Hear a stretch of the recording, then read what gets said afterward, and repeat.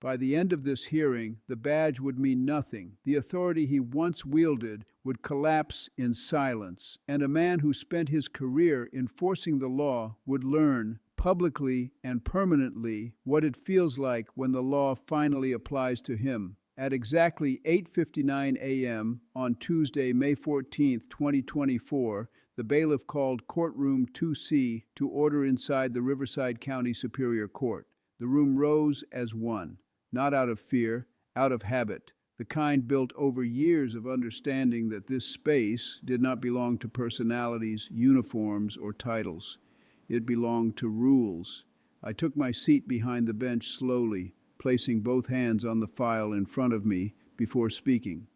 "This court is now in session," I said. "You may be seated." The courtroom settled into a heavy quiet, not tense, focused. This courtroom exists to uphold dignity, accountability, and equality under the law, I continued. Inside these walls, rank does not matter, wealth does not matter, position does not matter. The law applies the same to everyone who stands before it. I lifted my eyes to the defendant, especially those sworn to enforce it. The man seated at the defense table was Thomas Ridley, 54 years old, former police chief of the city of Brookhaven, a career lawman with over 30 years in uniform. Commendations lined his personnel record, public ceremonies, speeches, handshakes with city officials, photographs on department walls. He had spent decades being addressed as chief. Today, he was addressed as defendant. Chief Ridley sat upright, shoulders squared, hands folded neatly on the table. He wore a dark suit instead of a uniform, but his posture still carried command. His expression was controlled, almost dismissive. When he looked around the courtroom, it was not with uncertainty, but with the quiet confidence of someone who had stood on the other side of this room many times. He had ordered arrests in rooms like this. Now he waited in one. I introduced the case before the court. Multiple counts, abuse of authority, obstruction, corruption-related offenses, and conduct unbecoming of a public official. Each charge tied not to rumor or speculation, but to documented events, video evidence, and sworn testimony. "Mr. Ridley," I said, "you are presumed innocent, but this court will examine facts carefully, completely." He nodded once, slowly. The first incident occurred on Friday, January 12, 2024, at approximately 10:36 p.m. The location was Harborview Drive, a commercial strip bordering a residential zone near the downtown marina. Restaurants were closing for the night. Valet stands were breaking down. Traffic was light but steady. Mr. Ridley was driving a black, unmarked city-issued SUV. Though no longer active in patrol operations, he retained access to a department vehicle as part of his role as chief. According to traffic camera footage later retrieved, the vehicle was traveling at 71 miles per hour in a posted 35-mile-per-hour zone. Officer Marcus Levin, a patrol officer with 6 years on the force, observed the vehicle cross the intersection at Harborview and Pine without slowing. At 10:37 p.m., Officer Levin initiated a traffic stop. His body-worn camera activated automatically. The footage shows Officer Levin approaching the driver's side calmly, professional, unaware of who was behind the wheel. "Good evening, sir," he said. "The reason for the stop is your speed. May I see your license and registration?" Mr. Ridley did not reach for his wallet. Instead, he smiled. "Do you know who I am?" he asked. Officer Levin hesitated briefly, then shook his head. "I'm Chief Ridley," the defendant said, "and you're done here." The camera captured the shift instantly. Officer Levin straightened. His voice tightened, but he remained respectful. "Yes, Chief," he said. "I didn't realize." "You shouldn't be pulling me over," Mr. Ridley interrupted, "especially not like this." The footage shows Mr. Ridley leaning back in his seat, arms crossed. "This is embarrassing," he added.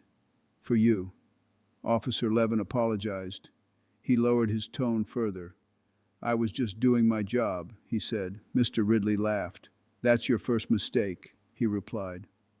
At 10:40 p.m., Officer Levin stepped away from the vehicle. No citation was issued, no warning recorded. The stop ended without documentation. But the body camera kept running. and it captured everything. For most citizens, that would have been the end of the story. For a police chief, it was the beginning of a pattern. At 11:14 p.m. that same night, Mr. Ridley sent a message from his department-issued phone to Officer Levin's supervising sergeant. The message was brief. "Talk to your guy. He needs to learn discretion." The message was archived automatically.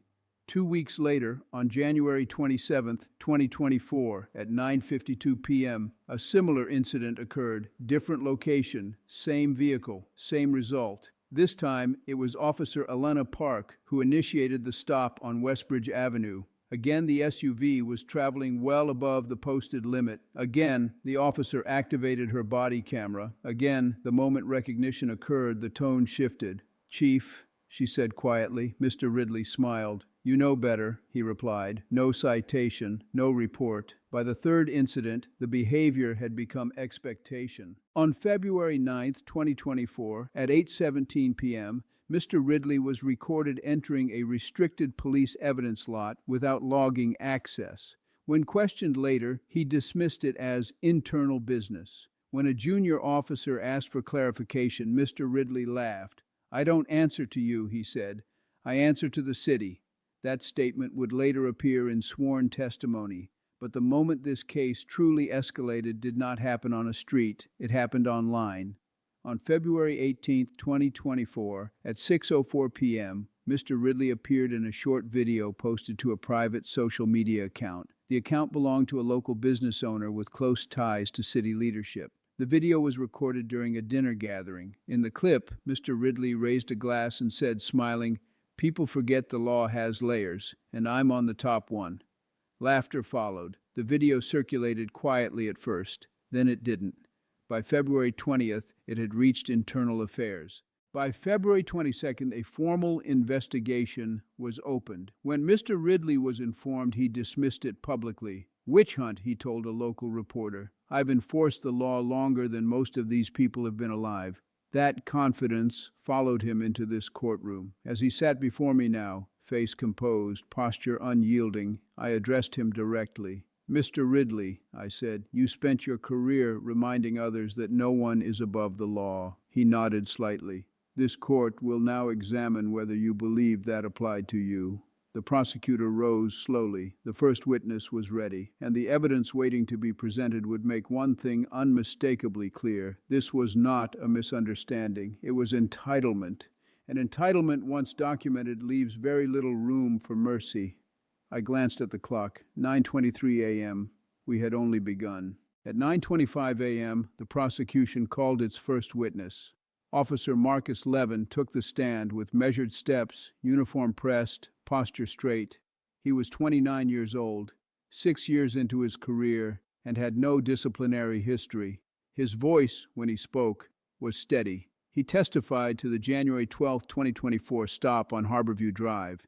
He described the speed of the vehicle, the sudden realization of who was behind the wheel, the shift in power that followed.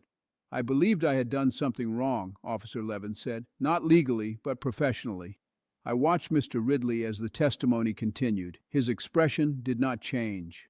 The body-worn camera footage was played at 9:34 a.m. The room heard it clearly. "That's your first mistake."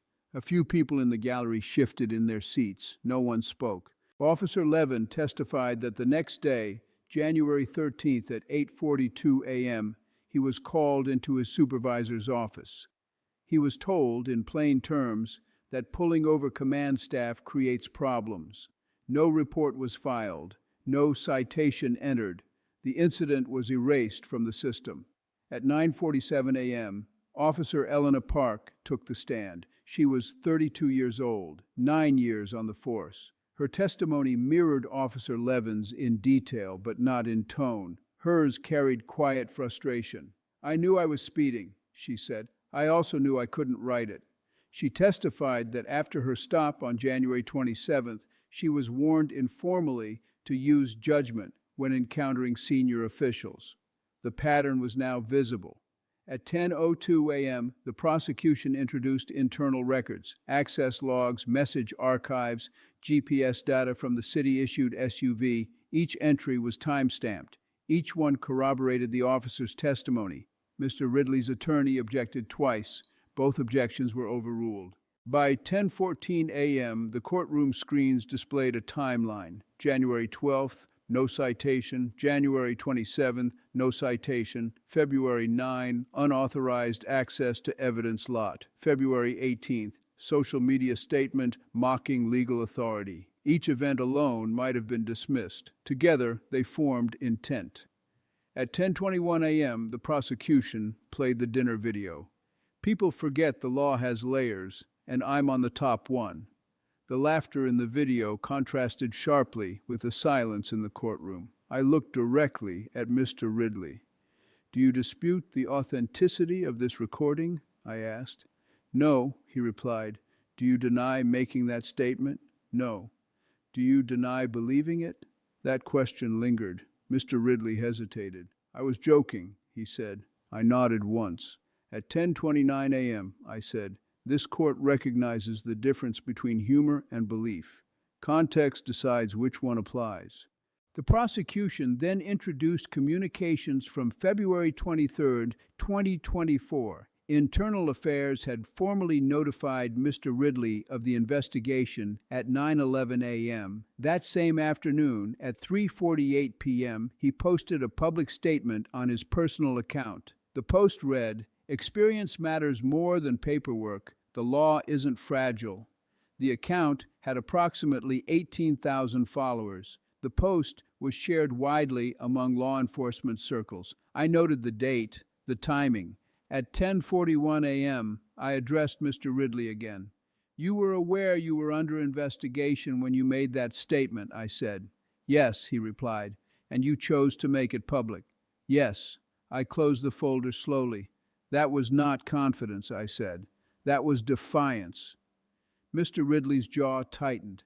At 10:48 a.m., his attorney stood and requested leniency. He cited decades of service, community trust, crime reduction statistics, awards. I listened carefully. When he finished, I responded calmly. "Service earns respect," I said. "It does not purchase immunity." I then referenced the most serious consequence of Mr. Ridley's conduct. "When officers stop enforcing the law upward," I said, "they stop enforcing it downward. Trust erodes both ways." The room remained still. At 10:56 a.m., I informed both parties that the court would move toward final consideration. Sentencing would follow. Mr. Ridley leaned back slightly now. The confidence had not disappeared, but it had narrowed, hardened, defensive, because for the first time the evidence no longer served him. It stood against him. I glanced at the clock again. 10:58 a.m., the final phase was next, and this time the badge would not speak for him. At 11:01 a.m., I asked the courtroom to remain seated. No one moved. The silence was not dramatic. It was resolved, the kind that settles only after facts have finished speaking. I looked down at the record one last time. Every incident, every timestamp, every choice that followed another without correction. This was not a single lapse in judgment. It was a system bending inward around one man's belief that he stood above it. I lifted my eyes to the defendant. "Mr. Ridley," I said, "you built a career telling others the law exists to restrain power." He met my gaze. "This court must now determine whether you believed that restraint applied to you." I spoke carefully, not loudly, not emotionally. "You were not confused," I continued. "You were not uninformed. You were not acting in the moment. You were deliberate." I referenced the first stop on Harborview Drive at 10:36 p.m. The smile, the question, "Do you know who I am?" The dismissal, the absence of a citation. That moment, I said, was a test, and the system failed it.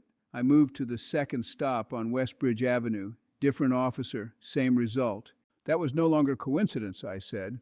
That was expectation. I then addressed the evidence lot access on February 9th at 8:17 p.m. You entered a restricted space without logging access because you believed accountability stopped at your title. I paused, and when no one stopped you, that belief hardened. I spoke next about the dinner video recorded on February 18th at 6:04 p.m. People forget the law has layers, and I'm on the top one. I let the words hang again. That was not humor, I said. That was confession. Mr. Ridley's expression tightened.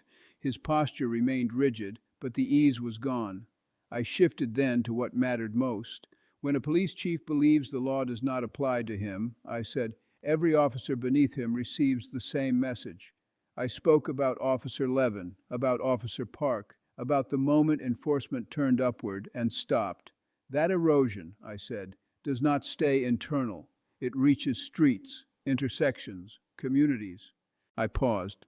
I have grandchildren, I continued. They will grow up trusting that a badge means restraint, not entitlement. The room was completely still. At 11:14 a.m., I said, this court will now rule. I delivered the verdict plainly. On all counts of abuse of authority, obstruction, and corruption-related conduct, this court finds the defendant guilty. Mr. Ridley exhaled slowly. He did not look away. I allowed a brief pause before sentencing. Sentencing is not vengeance, I said. It is responsibility.